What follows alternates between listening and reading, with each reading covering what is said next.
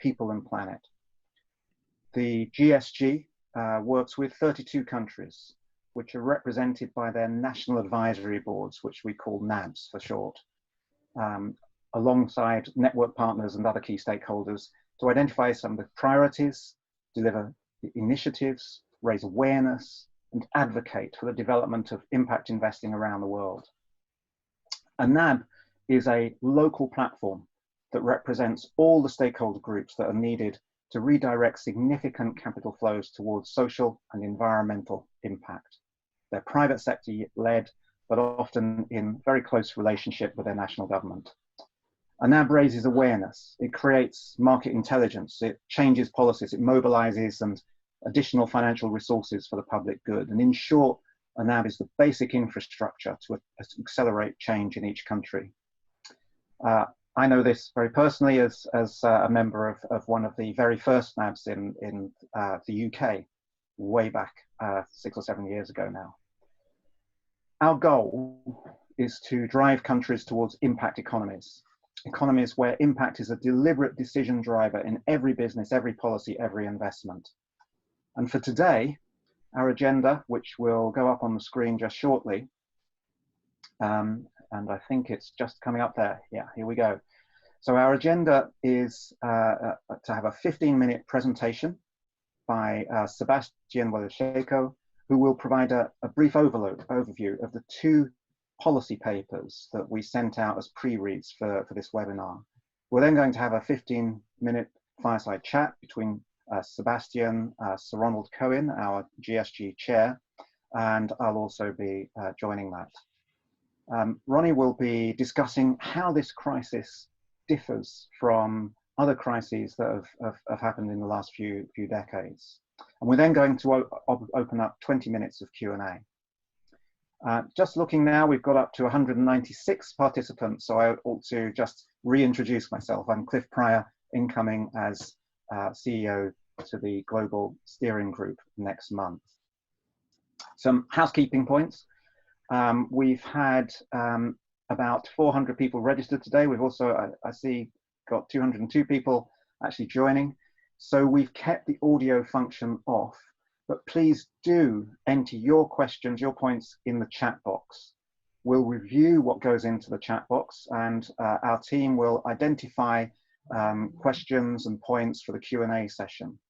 You'll find that you can also upvote somebody else's question, so do keep an eye on that chat box. I think our numbers are now stabilizing, so I think this is a really good opportunity to introduce and hand over to Sebastian Welisiejko, Chief Policy Officer at the GSG. Sebastian. Thank you, Cliff. Thank you, everyone. Welcome, everyone, to our GSG members and non-members. Good morning from Buenos Aires in Argentina, where I am based with our policy team. Thank you for joining us from so many countries today. A bit of history. The GSG has been deeply involved in the impact policy space for a number of years now, working with many partners, with our national advisory boards, but also with partner organizations, most notably the OECD. In the end of the year 2018, we published a very important resource, a policymakers toolkit, identifying a whole array of tools, frameworks to work with our governments to create enabling environments for impact investment across our markets. Even before the outbreak of the pandemic, of the COVID pandemic, this year, we decided that the focus should be on how we move to action, having identified these tools and these frameworks, how we move to action together to work with our governments for the effective implementation of conducive policies for impact investment. If anything, the COVID crisis calls us to step up our efforts as this massive volatility shock brought to surface systemic weaknesses across our economies, across our societies. This is making the case for impact stronger, including in the policy space, which is our theme for today, our focus for today.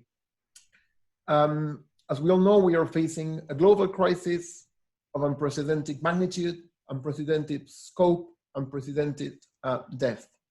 The crisis will impact across different stages, from emergency response to early recovery. But throughout this process, we do think it's very important to work towards the construction of a new normal, in the renewal in the day after. It becomes clear that going back to normal, or to the old normal, to the previous normal, will be a massive step backwards and a huge opportunity lost if we want to promote systemic change for good. The consequences of the crisis, as we are seeing, are severe indeed. We see it across several issue areas. Practically no SDG is untouched, is not being affected by the crisis, the Sustainable Development Goals. And we are seeing that the crisis is naturally and tragically impacting more negatively on the most vulnerable. And I mean the most vulnerable countries, the most vulnerable regions, economic sectors, companies, households, workers, of course, families. The case for impact, what impact means for investment as an aggregate, we do think it's clear. It's bringing a third dimension of impact to the traditional notions of risk and return, optimizing for the three dimensions of risk, return, and impact. But what does it mean for government? Government will argue that they are all about impact. Government is supposed to be all about impact, or at least should be. Is it really? Is it really?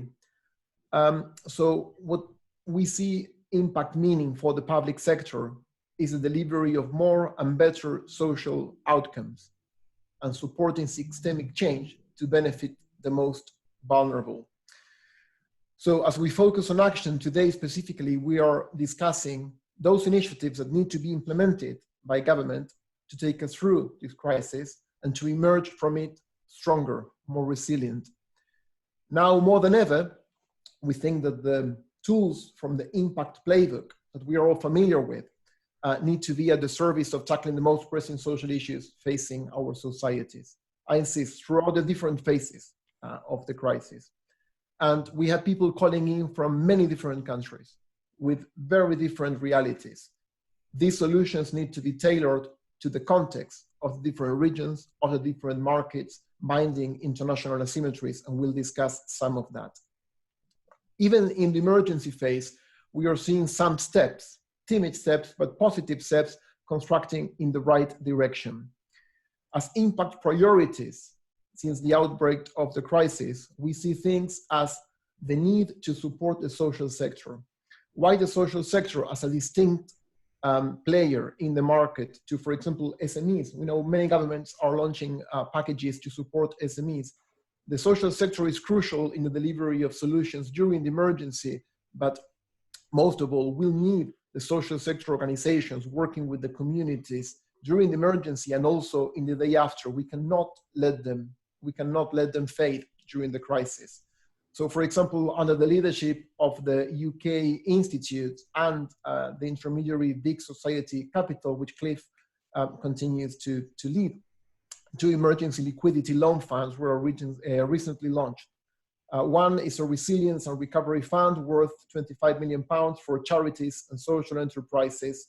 The other is a £29 million community enterprise investment fund for deprived areas.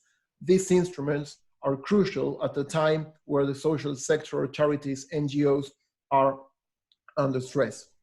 We're also seeing how impact, importantly, is emerging as a distinct element as governments discuss different bailout packages, different assistance packages. In some markets, for example, in Denmark and Poland, government is refusing to let companies registered in offshore tax havens access financial aid from their coronavirus bailout packages. These are positive steps. Other countries are considering not allowing bailed out companies to buy back their shares or distribute dividends. There's more to do in this, and we need to stand up to demand that impact and benefiting the most vulnerable is at the center of any recovery package. We cannot commit the same mistakes as we did in 2009 with the world financial crisis. Now, there are no standard solutions that can fit all markets. These solutions need to be tailored to the local context, to the local environments. And many of us, many of the 250 of us in this call are agents of change. All of us are agents of change, whether we are impact practitioners, investors, market builders, entrepreneurs. So how can we best relate with government? How can we speak truth to power in this very particular time? So we think that it's important to mind government priorities, also to steer the definition of government priorities, but also take into account what are the most pressing social issues facing our societies, which COVID exacerbated, brought to surface things that have been there for decades and decades, and offer actionable solutions that can be relevant to those issues and relevant to the local context, being flexible to adapt the tools from our impact playbook. Above all, we need to put social issues first, understanding instruments, policy responses as instruments, but minding that the most important thing are solving these societal problems. And the instruments will be as good and relevant as their ability to deliver better outcomes for the most vulnerable. So, Tommy, if you can give a hand, let's look at a few examples, of how this crisis, will likely exacerbate some of the pre-existing problems. So, for example, in the education space, we know that the majority of children around the world are currently not attending school. At the peak of the pandemic, 92% of all children in the world were out of school. Today, some countries are going back to classes. Around 70% of all children are not going to school. It wouldn't be unreasonable to expect a surge in school dropouts once containment conditions are relaxed. And this will especially affect middle and low income economies where dropout rates are already very high. If you look there, the enrollment rates in low income and middle income countries is low, especially in secondary education. But the dropout rate is alarmingly high in middle income and low income countries. Retaining kids in school will be a major challenge, And the high long-term societal costs of low education attainment are well known to all of us. There is also a high cost to be faced by households where workers cannot go back to work as they need to fulfill care duties at home and take care of the children. And this will especially affect lower skilled workers with jobs that are not suited for telework. In this context, we feel that outcomes-based financing mechanisms are powerful means of leveraging private capital at scale to deliver more and better solutions, to work with governments for them to commission for more outcomes, tying to monetizable outcomes. There are interventions in the education space that are deeply related with the labor market. It's time for us to speak clearly to our governments and encourage them to adopt pay-for-outcome models, which will be different across markets, but need to see us united in rejecting the traditional poor commissioning of inputs. That's what governments traditionally do, and this hinders innovations and scalability. On to the next one. In the labor market, we are seeing staggering figures of millions and millions of jobs being lost each week. Many more jobs are at risk.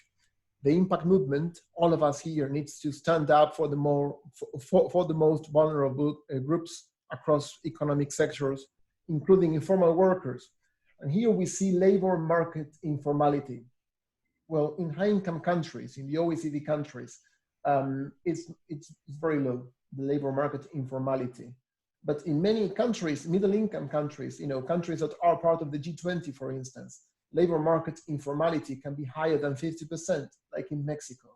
And in Bangladesh, it can reach up to 90%. These workers are particularly vulnerable facing the shock of the COVID crisis. We need to pay special attention to young workers, to migrants, to refugees, and of course to women who face greater unemployment, poor labor conditions, and also take on a disproportionate share of unpaid work in their households. Again, here we see big scope for pay-for-success models that have been used successfully in different job creation programs across developed as well as emerging economies. In particular, we see opportunities to invest in reskilling of mid-career workers, in upskilling of workers as well, especially as the scope for telework is lower in traditional sectors, in non-tradable sectors where productivity and wages are lower. The risk is that the crisis comes to exacerbate pre-existing inequalities, including in the labor market. If the transition to the digital economy can bring on that unintended consequence. Can we go to the next one? Just to comment on another issue, urban informality. As a community, we feel it's very important to call for the support of programs that promote the urbanization of densely populated slums and informal settlements, especially in Latin America, Africa, and Southeast Asia. In these settlements, millions live without access to basic services, including potable water, sewage, electricity. This is just one of the many long-standing problems that come to surface with the current COVID crisis. And why? Because we are discussing now that contagion in these densely populated areas, spreads like fire. It's very difficult to control. But we need to take a bold step, thinking beyond the emergency and taking this as an opportunity to create more resilient cities, in line, for example, with the SDG number 11. We cannot afford to sit idle because our cities will be put to test again with the next crisis. When it comes to instruments, we think that social bonds emerge as a very promising impact instrument to attract capital at scale toward the development of informal settlements. This function as traditional bonds known to every government, for decades. We think that these particular bonds should be issued by government, tying them to specific, urban rehabilitation programs. The UNDP is working on standards to ensure integrity and transparency, and it will be important because we want social bonds to be as mainstream as green bonds have become over the past few years. The opportunity is there, and we need to work together with our governments to attract private capital to this particular type of instruments to scale up meaningful solutions. Now, I touched on just 3 examples of problems that manifest alongside the different phases of the crisis. And I also refer to different instruments, outcome-based finance, social and green bonds. There are other instruments. And we are proposing this very simple framework to keep our heads down and devise specific solutions to real problems. So if we try to match the phases of the crisis with the social issues, with the most appropriate policy solutions, well, we think that will help us keep focus and promote meaningful change in our governments. Of course, during the emergency, we are seeing that probably direct assistance from governments to cater for the social sector in the health space, of course, also, to protect small companies and employment is crucial.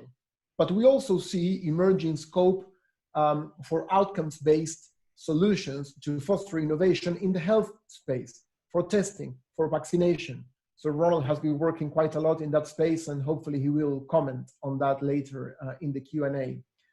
During the recovery phase, we see loads of potential to, when we say build back better, what does it mean to build back better? Are we working towards a renewal to a new normal, or aren't we? That's the big question at stake, to issue social bonds, to promote pay for outcomes, to reject poor commissioning of inputs, as I said before, from governments. In the renewal phase, we see all these elements growing, and also wholesale funds, wholesale impact capital funds being created, following the examples of the UK, of Japan, and now we see efforts in this sense in the countries like South Africa, Portugal, and even Brazil. So in the papers that we circulated before, we are proposing this framework, understanding that it is crucial to work with each of you across the countries, with the members of the National Advisory Board, with the non-members of the National Advisory Boards, to respond consistently and in tangible ways to the crisis. Now, I would like to take the time and thank so much, Cliff, for being with us, for the introduction, for setting the scene, and also our chairman, Sir Ronald Cohen, founder and chairman of the GSG, whom I had the privilege to work with for many, many years now. Ronald, thank you for joining us today. And I would like us to take a bit of perspective in the crisis. Tommy, if you can help us go through three things, very illustrative, just if you can pull out this. Let's look at three facts. This is a new major shock in modern capitalism. The projections of the GDP per capita drop for the end of the year are similar to those in the Great Depression. Go to the next one. And this finds the world in a path of growing inequality. This is no surprise. Inequality is getting close to the level of the beginning of the 20th century across all countries, emerging countries, developed countries. And the environmental challenge is enormous. We seem to not be able to stop polluting. The carbon emissions keep growing. We are seeing figures that the projected level of emissions for 2020 will go down, but just enough to meet the target of the pre-crisis level committed by the protocols. So, that's clearly not enough. So in that context, Ronald, you have been active as a venture capitalist. You've been a very prominent and pioneering venture capitalist from the late 60s in the UK and globally. So you've been through some of the very ugly crises and turbulent times we have just depicted in these charts. During the 2009 financial crisis, you were already fully immersed in the impact investment field.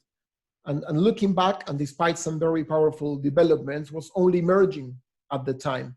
Now, this particular crisis is looking more complex and deeper in many ways than that of 2009. And there is a risk, clearly, that we emerge of this crisis with even more inequality, more social injustice. So in this context, how do you see the role of government around the world going forward? What are the policy levers that you deem most critical? We know you have a new book coming in July called Impact Reshaping Capitalism to Drive Real Change. What is your message to governments in the book and more generally? Thank you, Seb, for a great informative presentation. Thank you all for joining us, 270 of us on this call. I want to start off by thanking Cliff for his introduction and welcoming him to the CEO leadership position of the GSG. He and I had the privilege of working together for many years at Big Society Capital, on the board of Big Society Capital. And we are once again going to be working very closely together under the umbrella of the GSG to try to spread understanding of what impact means and what tools we can use to bring impact to the center of our economic system. I also want to take the opportunity to thank Amit Bhatia, our inaugural CEO, for his tireless efforts over the past 3 years. We've seen during that time a big expansion of the GSG from 14 countries to 32 now, and it would not have happened without him.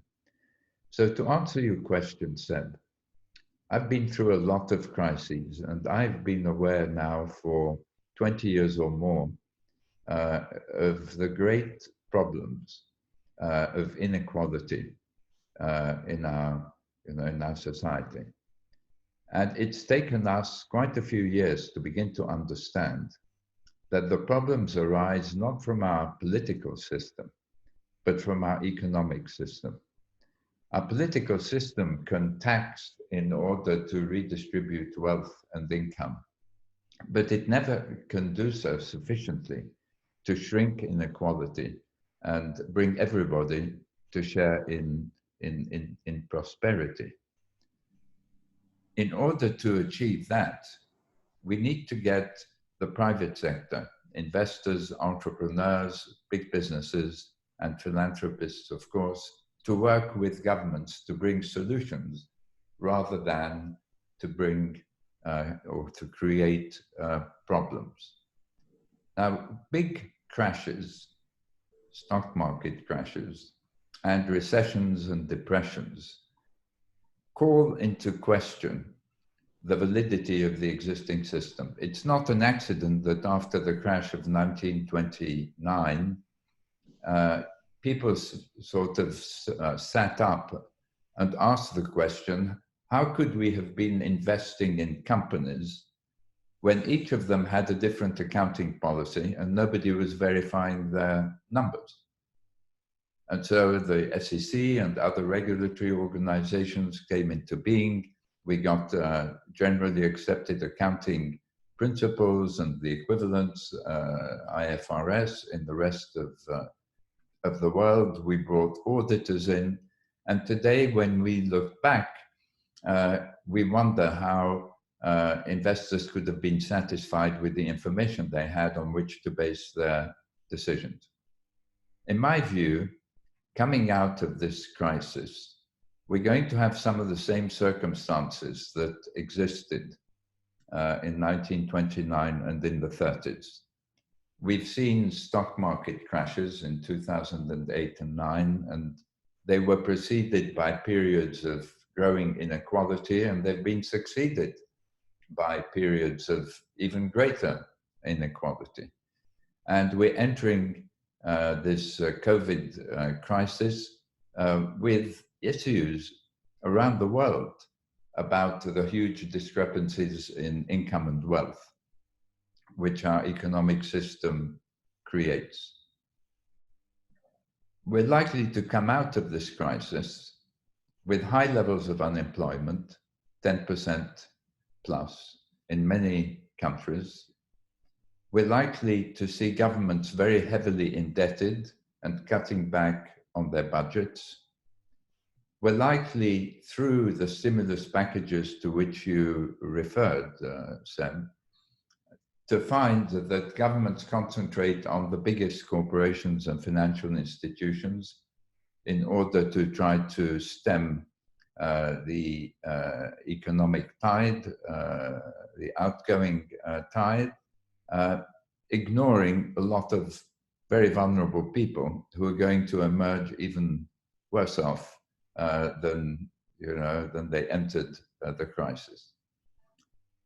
So I think it is going to give us an opportunity in the impact movement to reinforce our thesis, which I expand on in the book, Impact, which is, as you say, now available for pre-order and will be officially launched on July 2nd, that we need our economic system to redistribute outcomes more fairly.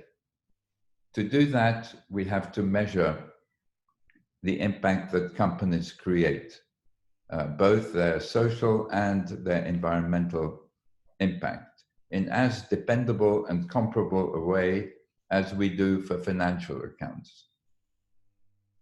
And if we do that, then we can shift away from a system where business doesn't bring solutions, and in addition to that, creates problems which governments tax us to then try to remedy.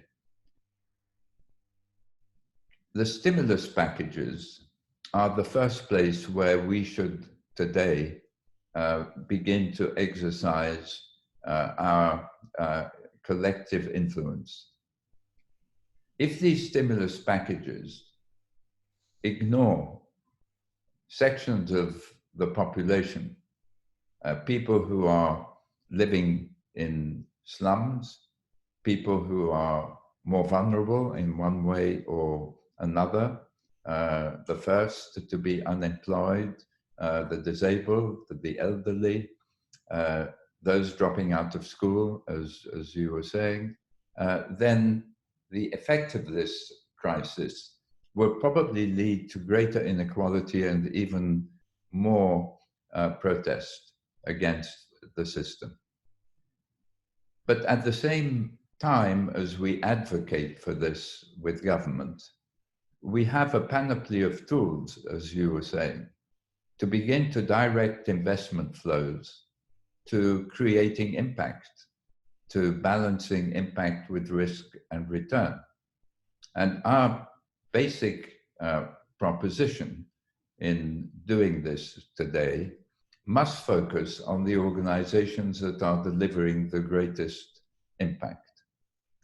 NGOs, not-for-profits across the world, employ millions and millions of people. They are serving the most vulnerable, and their very existence is being threatened today because funding is drying up.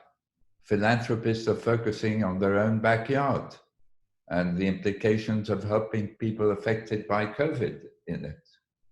So pushing hard for social bonds, as you were saying, which may have government guarantees behind them, but attract investor capital to these organizations are very important. We've seen the Côte d'Ivoire issue now nearly a $300 million social bond to help tide over its economy from now to the receipt of money from multilateral organizations.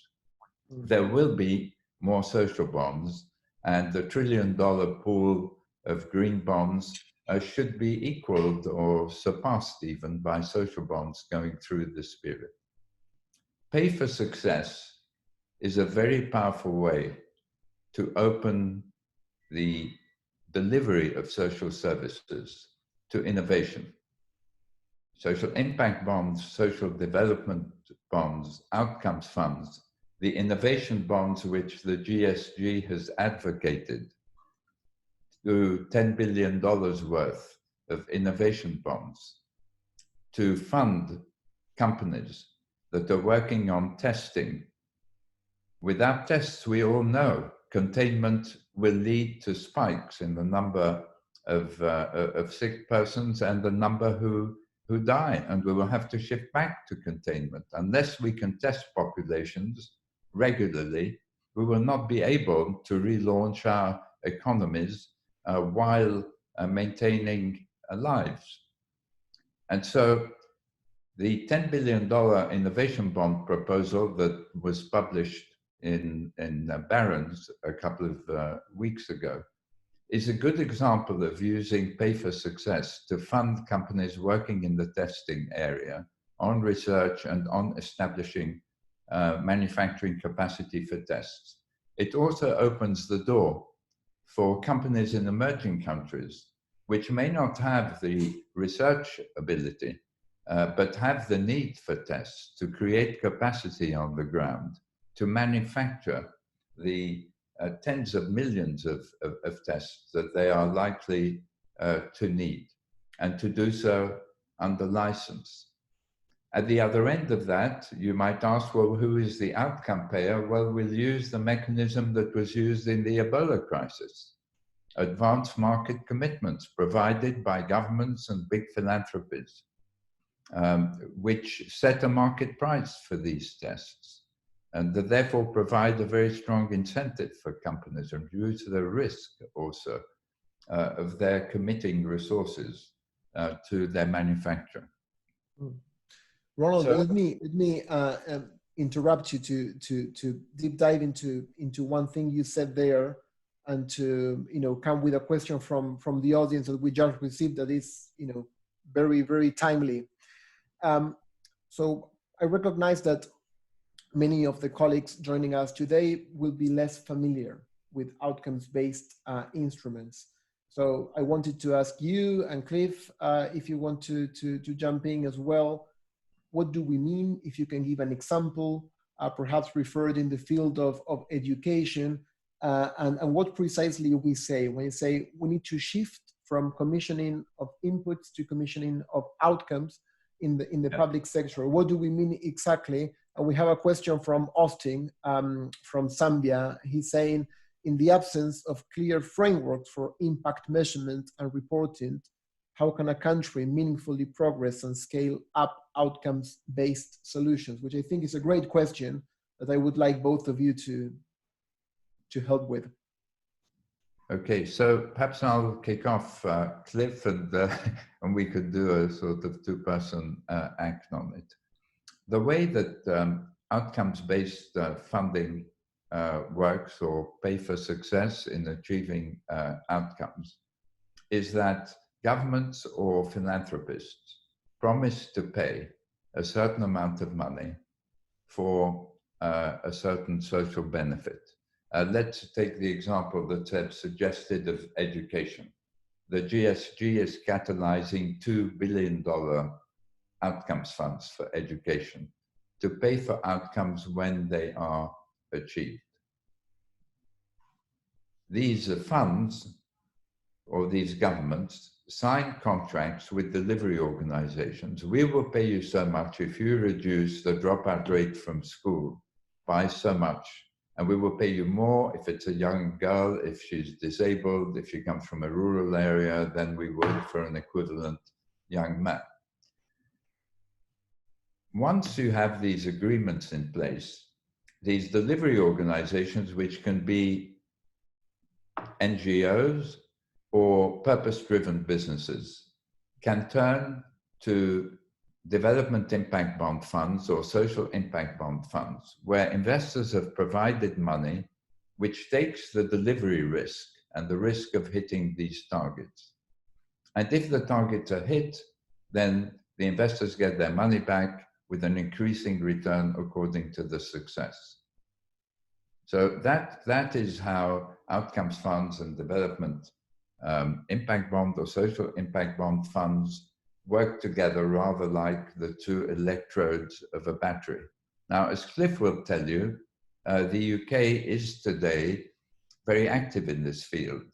And perhaps, Cliff, you want to mention now efforts in the UK through the government and in other ways, and just the number of examples that we now have that this approach does work. Sure. Yes, thank you. A number of areas have proved successful in terms of pay for success models. Edge of care for children, teenagers who may go into formal care situations. Education, health and well-being, retraining for new types of jobs for people who have lost their jobs. So there are a number of areas. I saw one of the questions in the chat box was, yes, but aren't they expensive to do? To date in the UK, and this is really because of our local government system, the pay for success models have been quite small. And because of that, the transaction costs of setting them up can be quite onerous. But when you look at how governments, will quite comfortably put out $100 million, even $1 billion contract. I know how much money goes into the bidding for those contracts. One recently that I saw, 60 staff for a commercial outsourcer for 6 months working to get that contract bid secured. So the costs are really about scale rather than the fundamentals. And what we need and are starting to see in other countries is much larger scale pay for success. I'd just also like to highlight Mika from Finland, who's flashed up in the chat box, a really useful starting point on outcomes contracting in Finland. And Andrew Wong has also picked up the Investopedia piece. So if people want to see more about that, do click through. Sebastian, you had a second question. No, I had a second question. I would like to come back to what Austin from Zambia was asking, and then I have a third question, very stimulating. Austin was saying, in the absence of a clear framework for impact measurement and reporting, how can a country meaningfully progress and scale up outcomes-based solutions?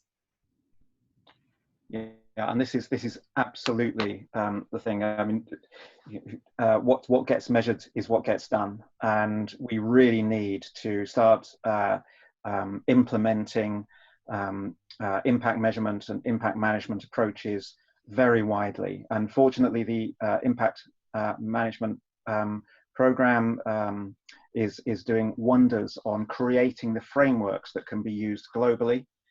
And plenty of examples now with the IMP Act Coalition, practical examples coming up. That clarity of framework is hugely important. Not all countries have started working on impact management, but all countries have signed up to the SDGs, and the SDGs at least give you some level of framework on where you're trying to get to and what good looks like. What I would add to your comment, Cliff, is that as the Education Outcomes Fund for Africa and the Middle East, which the GSG has catalyzed, has worked with governments in Ghana, in Sierra Leone, and in other places, we've discovered that government actually, Austin, does have a lot of information about the value of an education economically, and how much it should be prepared to pay for a child to complete its primary or secondary school education. So we're not in a sort of complete desert in terms of the data that we need in order to prepare the rate cards for paying for outcomes. I think education, which is such an important issue, as we all know, may well be the best place to start assembling this this sort of data and these rate cards. But there are two other areas, I think, where the GSG is looking at focusing. One is training the unemployed. As we've mentioned, there are going to be very many more unemployed people after this crisis. And the second is helping slum dwellers across the world, who may well end up being the most afflicted by this virus, and who suffer the most in economic crises. Mm-hmm. No, thank you both. I mean, it's great how we are, using this framework to refer to social issues and to refer to very tangible responses to that. And I would like, we discussed social bonds vis-a-vis the green bonds. We discussed different means to increase outcomes commissioning from government. I would like to touch on a different initiative, very much related to public policy. Ronald, you being, you gave birth to this facility in the UK, the world's first impact capital wholesaler, big society capital, and now Cliff has done an amazing job over the past year steering that great organization, which is a wholesale impact capital fund, a market builder, and many other things. Why is it, and we know that there is interest in many countries to establish such facilities. The very obvious questions: why is it important to have a wholesaler of impact capital that can fulfill other roles? What has been your experience? What inspired you to do so in the day? And looking back, I know that the two of you are big, champions of this instrument around the world. Why do it? So I'll let Cliff answer it, but I just want to make the point that Big Society Capital in the UK was funded by unclaimed bank accounts, which exist in every country in the world. These are accounts that belong to people who've disappeared for one reason or another and have been separated from their money for 5, 10, or 15 years or more. And this is a big pool of capital that we should all strive to liberate, for these social purposes. In addition to banks, which in the UK have released about $1 billion of such unclaimed bank accounts. We have insurance companies and investment vehicles, which represent another 2 billion. So each of us in our countries on this score, 256 of us at the moment, should bear this in mind in trying to release capital for the purposes that Cliff is about to explain. Thank you. Yeah, and we've been very fortunate in the UK to have an impact investing wholesaler, and in a time like this, with a very short notice crisis coming along, having an institution that can be agile, can deploy capital, can convene other investors, has proved once again, how useful it is. The UK, the European Investment Fund, Japan, Portugal, all have wholesalers that are running already. Canada, South Korea, South Africa are next in line. We know that there's another couple of dozen countries that are interested in this. And if you are interested in this kind of function, we hold regular webinars every month on different topics around wholesalers, including how you can bring the capital together. So please do drop us a line at the GSG if you would like to join that webinar series. What impact wholesalers can do is attract additional capital. It can build confidence in the market and build a broader market, as well as the direct investing. So it becomes a beacon for the impact investing movement in that country. Mm-hmm. Sebastian. Powerful stuff. Thank you so much. And I guess that, to encourage governments to adopt Pay for Success, to encourage governments to issue social bonds to tackle specific social issues, to encourage governments to enable the liberation of dormant assets in banking, in pensions, in insurance, and to do the kind of work that you were just describing. Well, we need to find effective means of talking to government, to be strategic, to we said before, to speak in truth to power. We have a question coming from Spain in this sense, saying how can we convince our governments to encourage the use of private capital? Well, I've been quite a few years in government. Ronald, you've been working with governments of all colors and type in the UK, in Israel, in the US, Cliff as well, thinking practically, what is the kind of message, the tone of the message, the strategic direction when we approach our governments? So this is the most important part of this seminar, or this webinar, Seb. I think we should come out of this crisis in a similar way to 1929 and the early 30s, with impact measurement being a very strong message to government. We came out of the 29 crisis with the measurement of profit, if you want to simplify it, as being crucial for the financial system.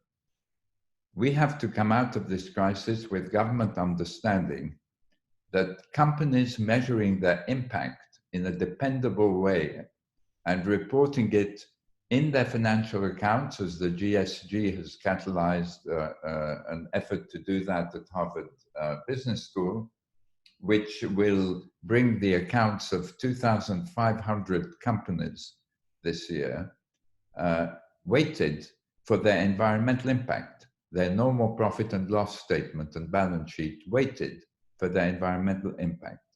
If we can manage to get governments now to understand that if they signal to companies that they will be requiring them in the next couple of years to measure their impact and to publish it in their accounts, these companies will begin to create impact.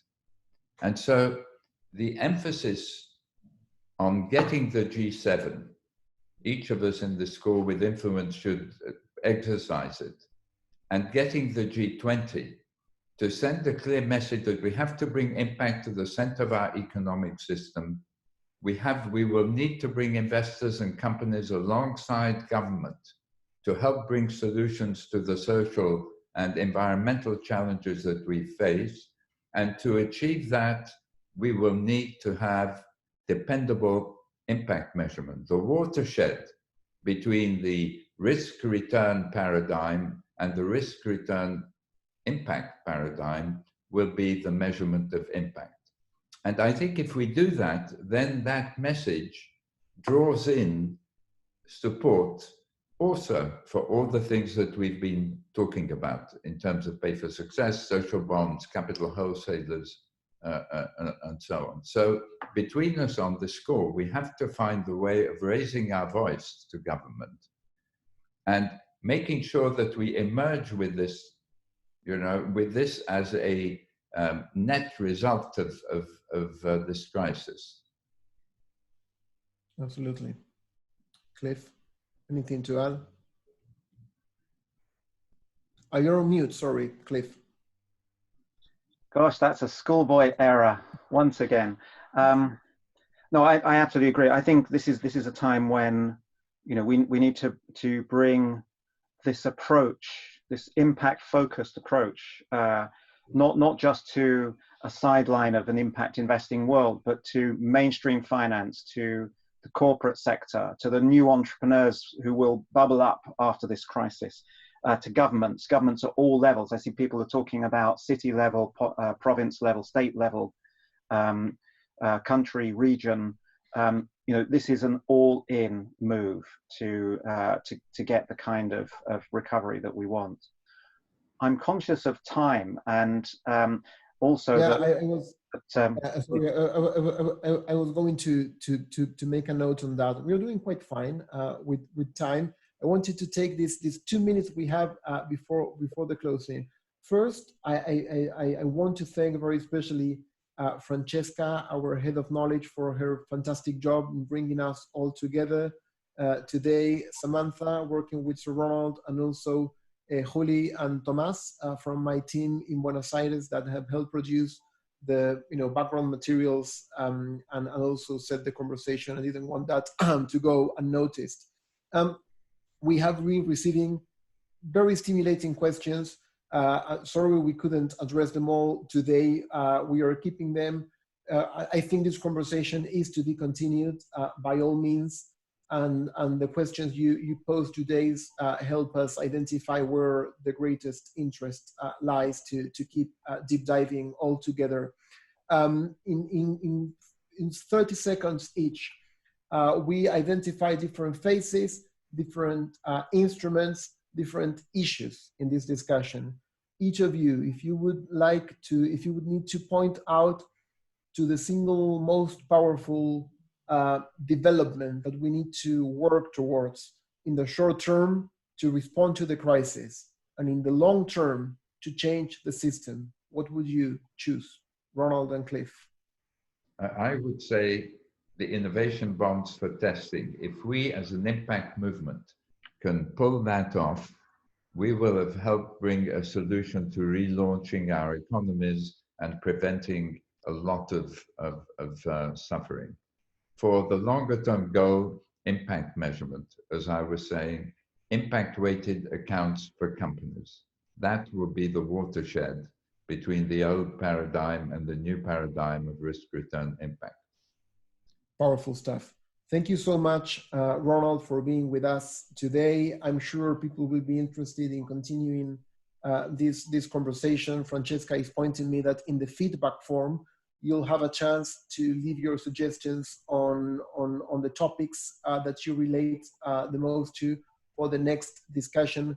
Cliff, before leaving the floor with you to react to this question and also to close the discussion, I want to thank you very especially. And as you're incoming as our new CEO, I would like you to reflect in this question of what are the priorities and also what you see as the role of our organization and our people in the network and friends that joined today in driving this forward. I leave it to you. Thank you. I'm not going to be able to answer all of that because we've got just 4 minutes left, but I would, going back to your earlier question, I would echo Ronnie's point on impact measurement. It is that thing, what's measured is what happens, and the more we can get that as the norm, the more we get. But I'd also say the other thing that we can do, the other most powerful thing that we can do, is ourselves. It's, you know, if we are the agents of change who can make the systemic change that we want to see. And one of the positives out of this horrendous crisis is that we've seen that organizations have come together, people have come together, experts have come together right across the piece to collaborate, to make sure that you know, the money goes in the right places in the crisis, but also to start to build together the ingredients of the kind of recovery that we want to see, a recovery which has greater social, economic, and environmental justice for the long term. Look, we've just got a couple of minutes, so I'm going to ask all of you, if you can please, to have a bit of a poll here. And Francesca, I'm hoping that you can put the poll up now. So we're asking you where you are, or between optimism and pessimism. Are you confident of this recovery providing more social, economic, environmental justice? Do you think it'll say roughly the same, just go back to the normal, or actually end up in less justice? Or do you think it's too early to tell? So take your vote. I see that us as panelists can't vote, which so I know where mine is, but let's just watch that for a second. And meanwhile, because I know that we had another 60 or 70 people come after we'd done the introduction. So just to remind everybody, we were hearing from Sir Ronald Cohen, chair of the Global Steering Group, from Sebastian Welisiejko, Chief Policy Officer, and myself, Cliff Pryor, currently at Big Society Capital, shortly to go as CEO of the GSG. So I'm hoping that we've had our poll and that we have some reaction to that. Francesca, tell us. Here we go. We're an optimistic group, I think, here. More confident, 31% confident, 33% too early to tell. That's perfectly reasonable. Only 17% pessimistic that the recovery will result in less justice. Look, everyone here, 270 people that we had, we are the agents of change. We know that we need a better system. We know that there's an opportunity, a very short opportunity after any major crisis to make change happen. Let's be ready for it. Thanks everybody for joining, everybody for participating, all these wonderful questions that we had that we will capture and see if we can respond in other ways. Future webinars, we have a webinar next week to hear firsthand the summary of discussions from our National Advisory Board's community with 150 leaders from 40 countries, many stakeholders, and we'll be doing the output from that in a webinar on May the 20th at 1 p.m. BST. And then we will have a following webinar in August on impact investment in informal settlements, also led by Sebastian. As this is our first webinar, we'd be really grateful to hear what you thought. So as you leave today, feedback survey will pop up on your screen. Please do let us know how we can improve on this one for the next. Thank you very much indeed, Sir Ronald, Sebastian, all of you. Thank you.